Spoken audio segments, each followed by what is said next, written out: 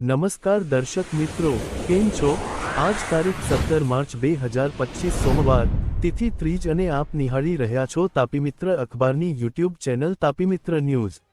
International Space Station ખાતે છેલ્લા 9 મહિનાથી ફસાયેલા ગુજરાતી મૂળના અમેરિકી અવકાશયાત્રી સુનિતા વિલિયમ્સ અને તેમના સાથી બુચ વિલ્મોર 19 માર્ચે પૃથ્વી પર પાછા ફરશે।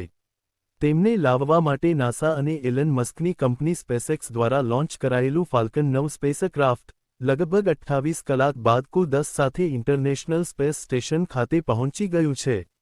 16 માર્ચ રવિવારે ભારતીય સમયાનુસાર સવારે 9:40 વાગ્યે Falcone 9 spacecraft international Space Station ખાતે ઉતર્યું હતું। ક્રૂ 10ના 4 સભ્યો ઇન્ટરનેશનલ સ્પેસ સ્ટેશન પર પહોંચતા જ તેમને જોઈને સુનિતા ખુશીથી ઝૂમી ઉઠ્યા હતા। તેમણે ચારેય સભ્યોને ઉમળકાભેર ભેટીને આવકાર્યા હતા। સ્ટારલાઇનરના અવકાશયાત્રીઓ સુનિતા અને બુચ વિલ્મોર કુ-9નો હિસ્સો છે। કુ-9 અને ક્રૂ 10 વચ્ચે 2 દિવસના હેન્ડઓવર પીરિયડ બાદ કુ-9ના ચારેય સભ્યો સુનિતા, બુચ વિલ્મોર, નાસાના અવકાશયાત્રી નિક હેગ અને રશિયન અવકાશયાત્રી એલેક્ઝાન્ડર ગોર્બુનોવ 19મીએ પૃથ્વી પર પરત ફરશે। નોંધનીય છે કે સુનિતા અને બુચ વિલ્મોરે ગત 5 જૂને ઇન્ટરનેશનલ સ્પેસ સ્ટેશન માટે ઉડાન ભરી હતી। તેમની અવકાશયાત્રા 8 દિવસ માટે હતી, જે દરમિયાન બંનેએ ઇન્ટરનેશનલ સ્પેસ સ્ટેશન પર રિસર્ચ અને ઘણા પ્રયોગો કરવાના હતા। મિશનનો મુખ્ય ઉદ્દેશ અવકાશયાત્રીઓને ઇન્ટરનેશનલ સ્પેસ સ્ટેશન સુધી લઈ જવાની અને ત્યાંથી પાછા લાવવાની સ્ટારલાઇનર સ્પેસક્રાફ્ટની ક્ષમતા સાબિત કરવાનો હતો।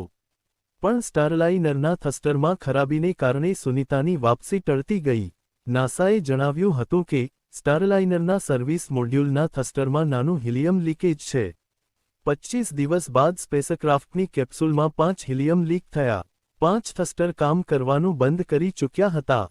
તેમને ઠીક કરવા ઘણીવાર પ્રયાસ કરાયા પણ ખરાબી દૂર થઈ શકી નહોતી।